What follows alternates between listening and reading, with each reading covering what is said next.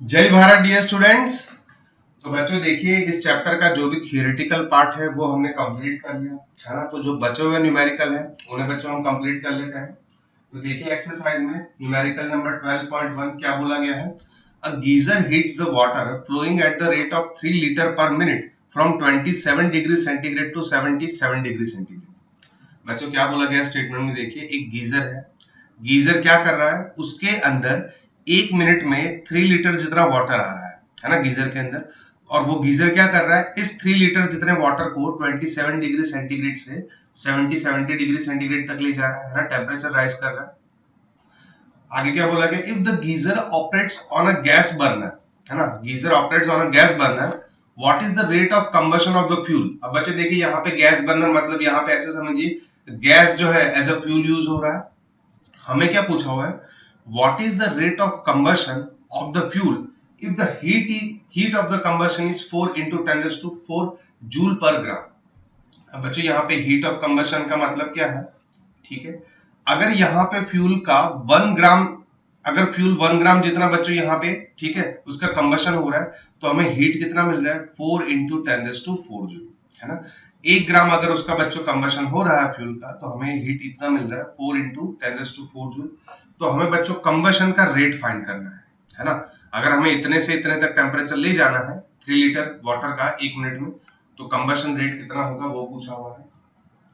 तो बच्चों देखिए सबसे पहले वाटर में, वाटर के केस में 1 लीटर इज इक्वल टू हम लिखते हैं बच्चों 1 केजी, है ना। नॉर्मल जो वाटर होता है उस केस में बच्चों उसका जो हम 1 लीटर होता है उसका वॉल्यूम, तो उसके केस में बच्चों वो जो है वो उसके केजी में 1 केजी मास के बराबर हो जाता है। तो यहाँ पे 3 लीटर पर मिनट है, उसको अगर हम मास फ्लो रेट के फॉर्म में लिखना चाहें, ठीक है, तो ये हो जाएगा बच्चों 3 केजी पर मिनट, है ना। लीटर को रिप्लेस कर देते हैं, ये हो जाएगा 3 केजी पर मिनट। अब इसका टेम्परेचर कितना राइज हो रहा है 27 से 77 डिग्री सेंटीग्रेड। तो अब बच्चों देखिए इतना टेम्परेचर राइज हो रहा है तो वाटर को हीट कितना मिला होगा। हीट के लिए हमारे पास इक्वेशन है एम एस डेल्टा टी।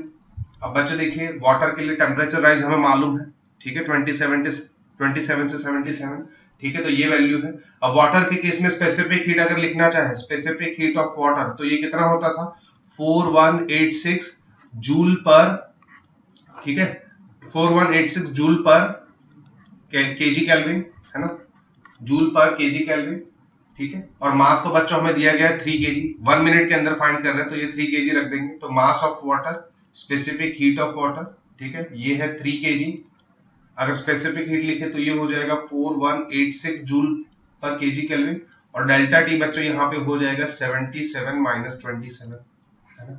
तो यहां से बच्चों वाटर को जो हीट मिला होगा वो मिल जाएगा, ठीक है। तो बच्चों यहाँ पे कुछ ना कुछ वैल्यू मिलेगी, ये आपको कैलकुलेट करनी है, ठीक है। यहाँ पे कुछ ना कुछ वैल्यू मिलेगी क्योंकि जो वाटर को मिल रही है ना, वाटर को, water absorbs heat, absorb heat. अब बच्चों देखिए हमें बोला गया है यहाँ पे हीट ऑफ कंबशन दिया गया है। अगर देखिए यहाँ पे सिंपल यूनिटरी मेथड हम अप्लाई करें, ठीक है, heat of combustion, heat of combustion, heat of combustion, heat of combustion, ठीक है, फ्यूल यूज्ड, फ्यूल यूज्ड। अगर हम ऐसा लिखें, देखिए हीट ऑफ कंबशन कितना है 4 into 10 raise to 4, 4 into 10 raise to 4 joule है, ठीक है। तो इस केस में फ्यूल कितना कंज्यूम हो रहा है बच्चों, देखिए 1 ग्राम, ठीक है। अगर 1 ग्राम को हम केजी में लिखना चाहें तो ये 10 रेज़ टू माइनस 3 केजी हो जाएगा, ठीक है। तो इसी तरीके से बच्चों यहाँ पे देखिए कितना हीट यहाँ पे ये एब्जॉर्ब कर रहा है, वाटर कितना हीट एब्जॉर्ब कर रहा है, ठीक है, इतना जो हमने फाइंड किया। अब ये हीट कौन प्रोवाइड कर रहा है बच्चों, फ्यूल ही कर रहा है ना। तो अगर ये डेल्टा क्यू जितना हीट ऑफ कंबशन हमें मिल रहा है, ठीक है, इतना हीट ऑफ कंबशन मिल रहा है, तो इस केस में फ्यूल जो यूज्ड हो रहा है उसका मास, है ना, ये भी बच्चों देखिए मास ही है 10 रेज़ टू माइनस 3 केजी। तो मास कितना हो जाएगा 10 raise to minus 3 into Q, है ना, जो डेल्टा क्यू है ये divided by 4 into 10 raise to 4, ठीक है। अब बच्चों आपको मास मिलेगा। अब देखिए ये जो हीट का बच्चों, ये जो हीट यहाँ पे कंज्यूम हो रहा है ना, वो कितने टाइम के अंदर है बच्चों, मिनट के अंदर है, 1 मिनट के अंदर है, पर मिनट। तो ये वैल्यू भी बच्चों हमें पर मिनट ही मिलेगी, है ना, ये वैल्यू यहाँ पे केजी पर मिनट में ही मिलेगी, है ना। हम बच्चों 1 सेकंड के अंदर हीट ऑफ कंबशन कितना मिल रहा है और मास कितना कंज्यूम हुआ होगा वो फाइंड कर रहे हैं। तो यहाँ पे बच्चों ये किस में हो जाएगा, केजी पर मिनट में ही हो जाएगा। ठीक है, तो ये हो गया बच्चों एक्सरसाइज में 12.1। नेक्स्ट है बच्चों 12.2। क्या बोला गया है स्टेटमेंट में, देखिए what amount of heat must be supplied to 2 into 10⁻² kg of nitrogen at room temperature to raise its temperature by 45 degree centigrade at constant pressure। बच्चों देखिए यहाँ पे हमें नाइट्रोजन दिया गया है, नाइट्रोजन का हमें टेम्परेचर कितना राइज करना है, 45 डिग्री सेंटीग्रेड जितना। ठीक है, और वो बच्चों कांस्टेंट प्रेशर पे करना है। ठीक है, तो उसके लिए बच्चों हीट कितना रिक्वायर होगा ये पूछा हुआ है। और कौन कौन सा डेटा दिया हुआ है, देखिए मॉलिक्यूलर मास दे दिया गया है नाइट्रोजन के लिए। ठीक है 28, और यहाँ पे आर है ना, कांस्टेंट का वैल्यू दिया गया है 8.3 जूल पर मोल केल्विन। अब बच्चों यहाँ पे नोटिस करिए, यहाँ पे जो आर का वैल्यू है जूल पर केजी केल्विन में नहीं, जूल पर मोल केल्विन में दिया गया है। ठीक है, और अब हीट जो है बच्चों हमें सप्लाई करना है कांस्टेंट प्रेशर पे। तो उस केस में बच्चों हम जो हीट इंटरेक्शन का फॉर्मूला लिखते हैं वो कुछ इस तरीके से हो जाएगा। ये हो जाएगा Q is equal to mu, ठीक है, specific heat at constant pressure. बच्चों देखिए गैस को हम यहाँ पे कांस्टेंट प्रेशर पे रख रहे हैं, तो उस केस में बच्चों उसकी जो स्पेसिफिक हीट हो जाएगी वो Cp है ना, specific heat at constant pressure. और यहाँ पे बच्चों जो भी चेंज इन टेम्परेचर आ रहा है। अब बच्चों यहाँ पे देखिए नंबर ऑफ मोल हम क्यों लिख रहे हैं, क्योंकि Cp जो है बच्चों वो मोलर स्पेसिफिक हीट है ना, molar specific heat at constant pressure. तो यहाँ पे बच्चों उसके अकॉर्डिंग नंबर ऑफ मोल से लिखने होंगे, है ना। हम ये एक्सप्रेशन यहाँ पे नहीं यूज करेंगे, Q is equal to ms delta T। ठीक है, अब यहाँ पे मास किस में होता था, केजी में या फिर ग्राम में, और स्पेसिफिक हीट किस में होती थी, जूल पर केजी केल्विन में, है ना, जूल पर केजी केल्विन में। अब यहाँ पे बच्चों देखिए स्पेसिफिक हीट के लिए जो R का वैल्यू दिया गया है वो जूल पर मोल केल्विन में है, इसलिए यहाँ पे बच्चों नंबर ऑफ मोल हम यूज कर रहे हैं। तो ये एक्सप्रेशन बच्चों हम ऑलरेडी पढ़ चुके हैं थियरी पार्ट में। अब बच्चों देखिए यहाँ पे नंबर ऑफ मोल्स तो हमें दिए नहीं गए स्टेटमेंट में, तो नंबर ऑफ मोल्स हम कैसे निकालेंगे। बच्चों ये चीज आप कहीं ना कहीं पढ़ चुके होंगे केमिस्ट्री में भी। नंबर ऑफ मोल जो बच्चों हम लिखते हैं गैस के केस में, तो वो क्या हो जाता है, उसका मास, ठीक है, उसका मास डिवाइडेड बाय उसका मॉलिक्यूलर मास, है ना। Number of mole is equal to हम क्या लिख देते हैं, ठीक है, नियरली इक्वल टू उसका mass divided by molecular mass. अब specific heat at constant pressure. अब बच्चों देखिए ये जो नाइट्रोजन है ये हम देख सकते हैं डायएटॉमिक गैस है ना, डायएटॉमिक गैस है। तो डायएटॉमिक गैस के केस में बच्चों जो specific heat at constant pressure का जो वैल्यू होता है ना, ये बच्चों हो जाता है 7/2R। ठीक है बच्चों, ये चीज जो है हम नेक्स्ट चैप्टर में पढ़ेंगे, अभी के लिए बस इसको याद रख लीजिए। तो ये Cp का वैल्यू, ठीक है, नाइट्रोजन डायएटॉमिक गैस है तो ये हो जाएगा 7/2R, है ना। गैसेस जैसे चेंज होंगे, है ना, अगर मोनोएटॉमिक है तो Cp का वैल्यू चेंज हो जाएगा। ठीक है, ये डायएटॉमिक है तो उसके कॉरेस्पॉन्डिंग ये वैल्यू है 7/2 into R। ठीक है, डेल्टा टी बच्चों कितना है, देखिए टेम्परेचर कितना चेंज करना है 45 डिग्री सेंटीग्रेड, तो ये वैल्यू तो है। अब बच्चों देखिए जब हम ये मोल लिखते हैं, number of mole is equal to mass of gas divided by उसका मॉलिक्यूलर मास, तो ये दोनों मास बच्चों हमें किस में लिखने होंगे, उसके ग्राम में, है ना, ग्राम में लिखने होंगे। तो मास यहाँ पे देखिए, मास या फिर दोनों को हम केजी में लिख दें। ठीक है, अब बच्चों ये चीज मालूम है मॉलिक्यूलर मास जो होता है ना वो किस में होता है, ग्राम में होता है। ठीक है, तो यहाँ पे ये स्मॉल एम किस में दिया गया है, 2 into 10⁻² kg में। तो ये मॉलिक्यूलर मास को भी बच्चों हमें केजी में कन्वर्ट करना होगा, तो ये हो जाएगा 28 into 10⁻, ठीक है, -3। ठीक है, 28 into 10⁻3, इसको बच्चों हमने 28 ग्राम को हमने केजी में कन्वर्ट कर दिया। ठीक है, तो 7/2 R का वैल्यू है हमारे पास 8.3 और ये बच्चों 45। ठीक है, यहाँ पे सारी वैल्यू पुट करनी है, हमें Q का वैल्यू मिल जाएगा, है ना, सारी वैल्यू पुट कर देंगे हमें Q का वैल्यू मिल जाएगा। ठीक है, इसके बाद है बच्चों देखिए एक्सरसाइज में न्यूमेरिकल नंबर 12.3। ठीक है, डिफरेंट स्टेटमेंट्स हमें दिए गए हैं, इन स्टेटमेंट्स को हमें एक्सप्लेन करना है। सबसे पहला देखिए क्या दिया गया है, two bodies at different temperatures T1 and T2 if brought in thermal contact do not necessarily settle to the mean temperature, है ना। बच्चों देखिए क्या बोला गया है, जैसे कि हमारे पास दो बॉडीज हैं, एक बॉडी बच्चों यहाँ पे ले ली जिसका मास m1 है, इसका टेम्परेचर T1 है। दूसरा बच्चों बॉडी है, मान लेते हैं कोई, ठीक है, इन दोनों को हम कांटेक्ट में ला रहे हैं। दूसरा बॉडी जिसका मास कुछ m2 है और इसका टेम्परेचर T2 है। ठीक है, यहाँ पे हम ऐसा मान लेते हैं T1 जो है वो ज्यादा है, T2 जो है वो कम है, तो हीट बच्चों, ठीक है, m1 मास से m2 मास का जो सब्सटेंस है उसकी तरफ फ्लो होगा। तो बच्चों ये final temperature T1 plus T2 कब अचीव होगा? ठीक है, उसका बच्चों पर्टिकुलर एक कंडीशन है। अब बच्चों देखिए, इसका इन दोनों का मास सबसे पहले बच्चों देखिए अलग है ना, इसका मास m1 है, इसका मास m2 है। ऐसा भी हो सकता है बच्चों इसका स्पेसिफिक हीट कुछ S1 है, इसका स्पेसिफिक हीट कुछ S2 है, तो स्पेसिफिक हीट भी कुछ ना कुछ अलग होगा। तो ऐसा बच्चों हर बार जरूरी नहीं है कि हीट जो फ्लो हो रहा है, भाई यहाँ से जितना heat amount of heat flow हो रहा है उतना बच्चों सारा एब्सॉर्ब करने की कैपेसिटी इस मास m2 की हो।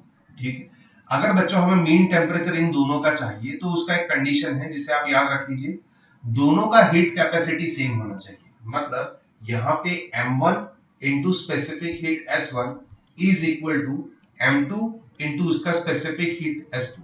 तो ये बच्चों हो जाएगी दोनों की हीट कैपेसिटी, है ना, m1 S1 इसके लिए और ये m2 S2 इसके लिए। अगर ये कंडीशन सेटिस्फाई जब होती है ना, तब उसी कंडीशन में बच्चों फाइनल जो टेम्परेचर हमें मिलता है वो मीन टेम्परेचर मिलता है। ठीक है, अगर ये कंडीशन सेटिस्फाई नहीं हो रही तो बच्चों इन दोनों का जो मीन टेम्परेचर है वो हमें फाइनली नहीं मिलेगा। ठीक है, तो इसे बच्चों याद रख लीजिए।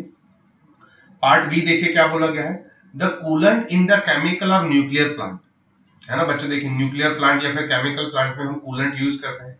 कूलेंट का काम क्या है, जो एक्सेस अमाउंट ऑफ हीट जो है, ठीक है, जो अननेसेसरी है उसे बच्चों वो बाहर लेके कैरी करके चला जाता है। ठीक है, क्या लिखा हुआ देखिए फिर से, the coolant in the chemical और nuclear plant as example the liquid used to prevent the different parts of plant from getting too hot, है ना, ओवर हीटिंग को अवॉइड करने के लिए बच्चों हम कूलेंट को यूज कर रहे हैं। Should have high specific heat, in short में क्या बोला गया है, कूलेंट जो हम यूज करते हैं ना उसका स्पेसिफिक हीट हाई होना चाहिए। ठीक है, अब ऐसा क्यों?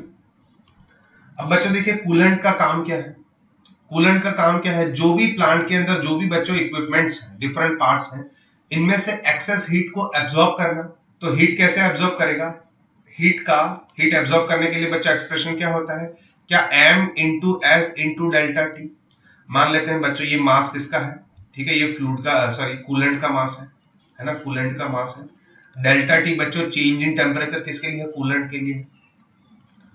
अब बच्चों देखिए सेम टेम्परेचर चेंज के लिए अगर हमें हीट जो एब्सॉर्ब, हम क्या चाहते हैं, जितना ज्यादा हो उतना ज्यादा बच्चों कूलेंट वहां पे हीट एब्सॉर्ब करके चला जाए, और हीट एब्सॉर्ब करेगा वो इस इक्वेशन के थ्रू हम लिख सकते हैं। तो इस एक्सप्रेशन में देखिए जितना बच्चों स्पेसिफिक हीट का वैल्यू ज्यादा होगा, है ना, यहाँ पे आप देख सकते हैं बच्चों, देखिए यहां से हम देख सकते हैं जो हीट एब्सॉर्ब कर रहा है कूलेंट वो directly proportional to specific heat है। तो जितना स्पेसिफिक हीट ज्यादा होगा उतना ज्यादा ही बच्चों को कूलेंट जो है उतना ज्यादा वहां पे हीट एब्सॉर्ब करेगा। तो इसीलिए बच्चों स्पेसिफिक हीट जहां तक हो सके ज्यादा होना चाहिए कूलेंट के केस में, है ना।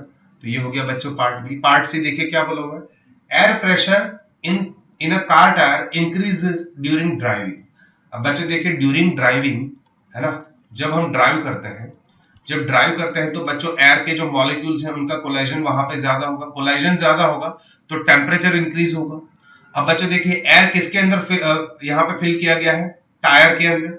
अब टायर के अंदर मतलब वॉल्यूम फिक्स है, तो अगर बच्चों एयर के लिए, एयर मतलब एक गैस मान ले, तो गैस के लिए बच्चों हम इक्वेशन अप्लाई करें PV is equal to mu R T, है ना, PV is equal to mu R T. अब गैस बच्चों जो एयर जो है यहाँ पे वो टायर के अंदर है, टायर के अंदर मतलब उसका वॉल्यूम फिक्स है, टायर के अंदर है मतलब वॉल्यूम फिक्स है। ड्राइव कर रहे हैं तो बच्चों एयर के मॉलिक्यूल्स जो है फ्रिक्शन की वजह से एक दूसरे के साथ कोलाइड होने की वजह से बच्चों इसका टेम्परेचर बढ़ रहा है। तो ये टेम्परेचर बच्चों क्या डायरेक्टली प्रोपोर्शनल टू प्रेशर हो जाएगा, क्योंकि वॉल्यूम तो कांस्टेंट है ना। तो यहाँ पे हम देख सकते हैं pressure is directly proportional to temperature. अगर टेम्परेचर बढ़ेगा तो प्रेशर भी बढ़ जाएगा, है ना। तो वही लिखा हुआ है देखिए, air pressure in car tyre increases during drive करेंगे तो बच्चों उसका प्रेशर जो है वो थोड़ा बहुत वहां पे इंक्रीज हो जाएगा। ठीक है, उसके बाद पार्ट डी देखिए क्या बोला गया है, the climate of a harbour town. बच्चों हार्बर टाउन मतलब, हार्बर का मतलब बच्चों आपको मालूम होना चाहिए, है ना, सी के आसपास का। ठीक है, जो बच्चों जहां पे हम शिप्स और बाकी सब चीजें जहां पे बच्चों हम फिक्स करते हैं तो उस प्लेस को हम हार्बर कहते हैं।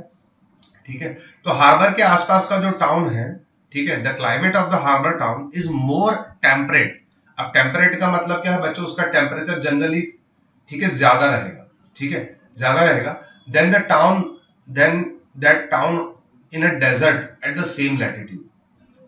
अब बच्चे देखिए टेम्परेचर का, यहाँ पे टेम्परेट का मतलब क्या है, ना तो ज्यादा हॉट होगा, बहुत ज्यादा हाई टेम्परेचर भी नहीं होगा, नो टू हाई, है ना, नो टू हाई या फिर नो एकदम लो टेम्परेचर। टेम्परेट का मतलब यहाँ पे एक्चुअली क्या है, इसको ऐसे समझ लीजिए, इसका टेम्परेचर ना तो बहुत ज्यादा हाई हो जाएगा ना तो बहुत ज्यादा लो हो जाएगा, ठीक है, हार्बर टाउन का temperature as compare to desert. Desert में अगर सेम लैटिट्यूड मतलब सेम हाइट पे अगर हम देखेंगे तो उसके कंपैरिजन में बच्चों यहाँ पे इसका टेम्परेचर जो है वो इस तरीके से होता है, उसका क्लाइमेट ऐसा क्यों होता है वो पूछा गया है।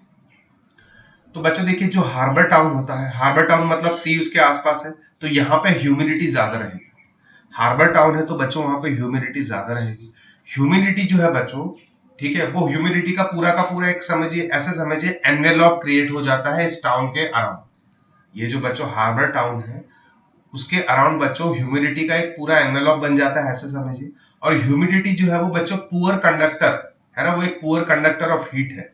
ह्यूमिडिटी ह्यूमिडिटी जो है it is a poor conductor of heat, poor conductor of heat, ठीक है, poor conductor of heat.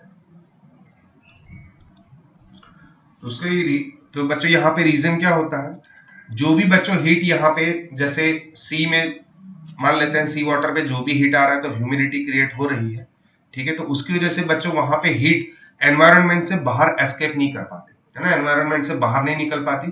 Humidity की वजह से बच्चों वो उसके अंदर ही ट्रैप हो जाएगी, तो जिसकी वजह से बच्चों उसका टेम्परेचर जो है वो जनरली ज्यादा रहता है। अगर डेजर्ट में देखेंगे, ठीक है, जो सॉइल के कांटेक्ट में एयर होगी वो जल्दी गर्म हो जाएगी, बट जैसे जितनी जल्दी वो गर्म होगी उतनी ज्यादा बच्चों वो एनवायरनमेंट में ऊपर चली जाएगी, है ना, डेंसिटी कम हो जाएगी। जबकि यहाँ पे हार्बर टाउन में ऐसा नहीं होता, उसका टेम्परेचर थोड़ा ज्यादा रहेगा, है ना, क्यों, क्योंकि ह्यूमिडिटी उस हीट को बाहर निकलने नहीं देती, है ना। तो इसको इस तरीके से समझ सकते हो आप यहाँ पे। तो ये हो गया बच्चों एक्सरसाइज में 12.3। इसके बाद बच्चों देखिए एक्सरसाइज में न्यूमेरिकल नंबर 12.9 क्या बोला गया है, देखिए a thermodynamic system is taken from an original state to an intermediate state by a linear process as shown in figure। अब बच्चों देखिए हमें यहाँ पे पीवी डायग्राम दिया गया है। अब इस पीवी डायग्राम में देखेंगे बच्चों ये जो डी है, ये डी बच्चों यहाँ पे इनिशियल स्टेट है, डी से बच्चों ई पे जा रहे हैं, ई यहाँ पे कोई बच्चों इंटरमीडिएट स्टेट है ना, ये बच्चों यहाँ पे कोई इंटरमीडिएट स्टेट है। आप देख सकते हैं बच्चों जो आप ग्राफ देख सकते हैं वो लीनियर है, तो वही चीज यहाँ पे बोली हुई है ना, पीवी डायग्राम पे बच्चों ये हमें लीनियर लाइन दिख रही है। इसके बाद बोला its volume is then reduced to the original value from E to F by an isobaric process. अब बच्चों देखिए यहाँ पे ये जो प्रोसेस हो रहा है ई से लेके एफ तक, ये कौन सा प्रोसेस है बच्चों, आप ग्राफ पे से भी देख सकते हैं, प्रेशर कांस्टेंट है बच्चों। इस प्रोसेस में क्या प्रेशर कांस्टेंट है, तो प्रेशर कांस्टेंट हो तो उस प्रोसेस को बच्चों हम क्या कहते हैं, आइसोबैरिक प्रोसेस। तो डी से ई पे गया है ना प्रोसेस, ई के बाद बच्चों हम एफ पे आ रहे हैं इस पॉइंट पे, उसके बाद बच्चों देखिए एफ से फिर जा रहे हैं हम इनिशियल, जो इनिशियल स्टेट था डी, वहीं पे बच्चों हम पहुंच जा रहे हैं, है ना। अब ये बच्चों कौन सा प्रोसेस है, देखिए वॉल्यूम कांस्टेंट, तो ये बच्चों आइसोकोरिक प्रोसेस हो जाएगा। तो ये जो प्रोसेस हुआ है ना बच्चों, ये जो प्रोसेस हुआ देखिए डी से स्टार्ट हो रहा है, आप एरो भी देख सकते हैं, डी से स्टार्ट हो रहा है, ई पे गए, ई से एफ और एफ से फिर से डी, है ना। तो ये बच्चों एक साइक्लिक प्रोसेस हो गया, है ना, साइकिल एक कंप्लीट हो गया। तो इस प्रोसेस में बच्चों वर्क कितना हुआ होगा, है ना, गैस के थ्रू बच्चों यहाँ पे वर्क कितना होगा ये हमें पूछा हुआ है। तो बच्चों एक यहाँ पे एक इंपॉर्टेंट प्रॉपर्टी है पीवी डायग्राम का, वो बच्चों उसे याद रख लीजिए, कहीं पे नोट करके रख लीजिए।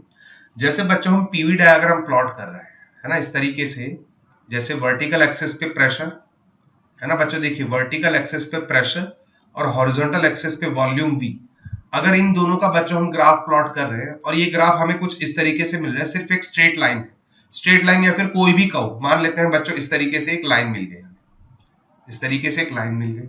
तो area under the PV diagram बच्चों देखिए, एरिया अंडर पीवी डायग्राम कितना हो जाएगा, इतना हो जाएगा, ठीक है, area under the PV diagram, तो ये बच्चों एरिया इतना हो जाएगा। तो ये एरिया बच्चों क्या दिखाता है मालूम है, वर्क डन, ये बच्चों हमें क्या दिखाता है, work done in this process. अगर हम बच्चों यहां से यहां तक जा रहे हैं ना इस प्रोसेस के थ्रू, तो यहाँ पे जो वर्क डन हुआ होगा वो किसके बराबर हो जाएगा, एरिया अंडर द कर्व, ठीक है। तो ये बच्चों कर्व के केस में कर्व कैसे भी हो सकता है बच्चों, कर्व इस तरीके से भी हो सकता है, स्ट्रेट लाइन की जगह बच्चों इस तरीके से भी हो सकता है ना, अगर हम ऐसे भी हो सकता है कर्व बच्चों जो है वो इस तरीके से भी हो सकता है, ऐसे भी हो सकता है। तो यहाँ पे भी बच्चों एरिया अंडर द कर्व, ठीक है, एरिया अंडर द कर्व इतना हो जाएगा। तो ये बच्चों हमें क्या दिखा रहा है, वर्क डन, ठीक है, गैस के केस में। अब बच्चों साइक्लिक प्रोसेस के केस में क्या होगा, एरिया अंडर द साइकिल, बच्चों देखिए ये साइकिल कौन सा है, ये जो ट्राइंगल बन रहा है, तो area under this cycle, area enclosed by the cycle, ये बच्चों क्या हो जाता है यहाँ पे वर्क डन।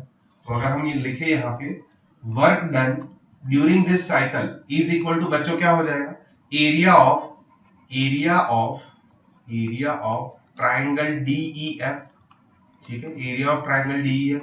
तो बच्चों ट्राइंगल का एरिया हम इजीली लिख सकते हैं 1/2 इंटू बेस, बेस क्या है EF इंटू, ठीक है, 1/2 बेस इंटू हाइट, हाइट कितना है DF, ठीक है। तो 1/2 इंटू बच्चों देखिए EF का वैल्यू कितना होगा, EF बच्चों ये वैल्यू चाहिए हमें इतना, तो यहां से देखिए ये 5 - 2 कर देंगे बच्चों, हमें ये डिफरेंस चाहिए इन दोनों के बीच का, है ना। अगर EF का वैल्यू चाहिए तो देखिए E कितना है यहाँ पे 5 और ये यहाँ पे है 2, तो यहाँ पे EF कितना हो जाएगा 5 - 2 इंटू DF कितना होगा, देखिए ये 600 ये 300, तो इन दोनों के बीच का डिफरेंस बच्चों हमें लेना है, हमें DF चाहिए, तो DF कितना हो जाएगा 600 - 300, ठीक है। तो यहाँ से बच्चों सारी वैल्यूज हमें पुट कर देंगे।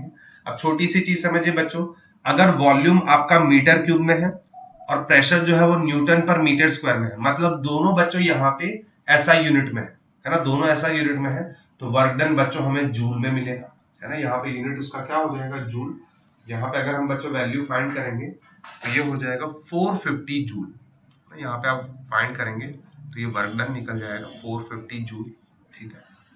तो बच्चों ये चीज ये प्रॉपर्टी याद रख लीजिए, area under the PV diagram या फिर area enclosed by this cycle, है ना। पीवी डायग्राम में अगर कोई साइक्लिक प्रोसेस है तो area enclosed by this cycle, वो बच्चों यहाँ पे हमें वर्क डन दिखा देगा, है ना। तो ये हो गया बच्चों एक्सरसाइज में 12.9, ठीक है।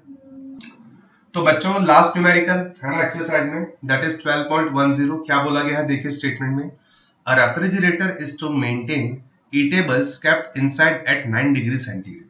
बच्चों यहाँ पे एक रेफ्रिजरेटर दिया गया है, रेफ्रिजरेटर के अंदर बच्चों हम कुछ फूड रख रहे हैं जिसका हमें टेम्परेचर 9 डिग्री सेंटीग्रेड मेंटेन रखना है, ठीक है। If the room temperature is 36 degree centigrade, calculate the coefficient of performance. अब बच्चों देखिए रेफ्रिजरेटर के केस में कोएफिशिएंट ऑफ परफॉर्मेंस, इसका हम एक्सप्रेशन ऑलरेडी डिराइव कर चुके हैं जब हमने रेफ्रिजरेटर पढ़ा था, और ये था बच्चों Q2 divided by Q1 minus Q2, है ना। अब बच्चों ये चीज मालूम होनी चाहिए यहाँ पे Q2 और Q1 क्या है। अगर जल्दी से बच्चों इसका कंस्ट्रक्शन ड्रॉ करो फिर से, जैसे बच्चों ये रेफ्रिजरेटर है, रेफ्रिजरेटर क्या करता है बच्चों, जहां पे हमें लो टेम्परेचर मेंटेन करना है, मान लेते हैं बच्चों यहाँ पे कहीं पे हमें लो टेम्परेचर मेंटेन करना है, तो इसमें से बच्चों ये हीट एक्सट्रैक्ट करता था जिसको हमने बोल दिया था Q2, ठीक है। अब हीट एक्सट्रैक्ट करने के लिए बच्चों हमें कुछ ना कुछ वर्क करना पड़ेगा इस पे, ये W, ठीक है। तो ये बच्चों W करेंगे तो फाइनली बच्चों हीट वो रिजेक्ट करता है बाहर Q1 जितना, कोई बच्चों हायर टेम्परेचर पे होगा, ठीक है, जो सोर्स होगा वहां पे। तो यहाँ पे आउटपुट क्या होगा Q2 हीट रिजेक्ट होनी चाहिए, तो ये बच्चों देखिए आउटपुट न्यूमरेटर में देख सकते हैं, कोएफिशिएंट ऑफ परफॉर्मेंस बच्चों एफिशिएंसी के जैसे ही चीज है, तो आउटपुट बच्चों यहाँ पे Q2 हो जाएगा, और इनपुट हमें कुछ ना कुछ वर्क करना पड़ रहा है, ठीक है। तो ये W के बराबर बच्चों हो जाएगा Q1 माइनस Q2, है ना। आप यहाँ से बच्चों देख सकते हैं हम ऑलरेडी डिराइव कर चुके हैं। तो बच्चों देखिए यहाँ पे हमने जो एक्सप्रेशन डिराइव किया था ये, तो इनमें यहाँ पे बच्चों देखिए सिर्फ और सिर्फ हीट है, और हमें जो स्टेटमेंट दिया गया है, स्टेटमेंट में बच्चों हमें टेम्परेचर्स दिए गए हैं, कहीं पे भी हीट का कोई मेंशन नहीं। तो बच्चों टेम्परेचर पे से यहाँ पे कोएफिशिएंट ऑफ परफॉर्मेंस कैसे फाइंड करेंगे, ठीक है, वो हमें देखना है। तो बच्चों देखिए कोएफिशिएंट ऑफ परफॉर्मेंस के लिए टेम्परेचर के फॉर्म में भी हम इक्वेशन लिख सकते हैं, ठीक है। तो वो इक्वेशन यहाँ पे डिराइव कर लेते हैं साइड पे, ठीक है, कैसे होगा। तो बच्चों देखिए सबसे पहले इसे हमें कार्नोट इंजन की एफिशिएंसी पे से डिराइव करना होगा। तो बच्चों कार्नोट इंजन का एफिशिएंसी हम ऐसे लिखते हैं, कार्नोट इंजन का एफिशिएंसी बच्चों हम ऐसे लिखते हैं 1 माइनस T2 बाई T1, ठीक है, ये हमने फाइनली वहां पे डिराइव किया था। अब बच्चों कार्नोट जो है, कार्नोट इंजन एक हीट इंजन ही है, कार्नोट इंजन जो है बच्चों वो एक हीट इंजन ही था, ठीक है, रिवर्सिबल हीट इंजन ही था। तो उस कार्नोट इंजन का एफिशिएंसी बच्चों हम इस तरीके से लिखते थे, सॉरी हीट इंजन का 1 माइनस Q2/Q1। बच्चों ये एफिशिएंसी जो है वो जनरल हम कोई भी हीट इंजन के लिए लिख सकते हैं। ये जो एक्सप्रेशन है बच्चों वो जनरल कोई भी हीट इंजन के लिए हम लिख सकते हैं, रिवर्सिबल हीट इंजन के लिए। और बच्चों यहाँ पे कार्नोट इंजन है तो उसका एफिशिएंसी ये था। तो इन दोनों को बच्चों अगर हम इक्वेट करें, है ना, यहाँ पे बच्चों इन दोनों को हम इक्वेट कर दें, ठीक है, क्योंकि दोनों ही हीट इंजन है, तो ये 1 minus T2/T1 is equal to हो जाएगा 1 माइनस Q2/Q1, है ना। दोनों एफिशिएंसी ही दे रहे हैं, दोनों हीट इंजन ही है। तो यहां से बच्चों देखिए ये 1 कैंसल, ये 1 कैंसल, ठीक है, दोनों साइड 1 है।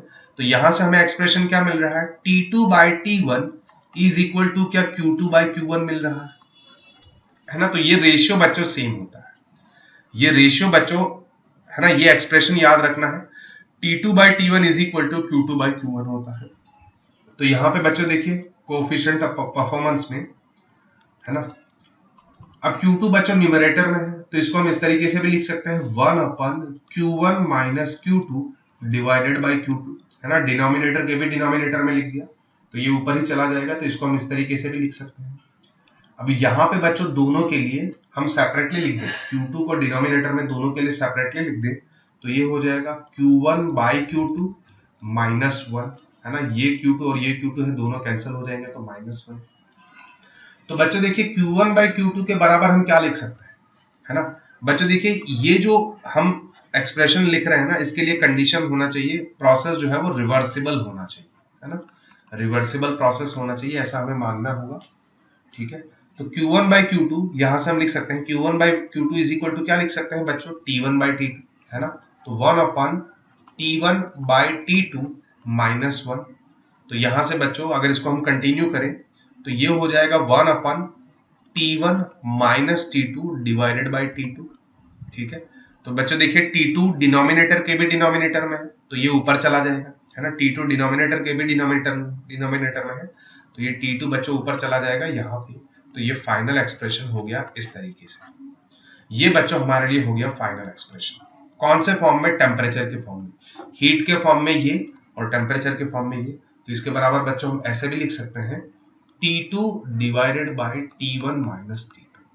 बच्चों यहाँ पे ये चीज याद रख लीजिए, T2 जो है वो लोअर टेम्परेचर होता है, T1 जो है वो बच्चों हायर टेम्परेचर होता है ना, हायर टेम्परेचर होता है।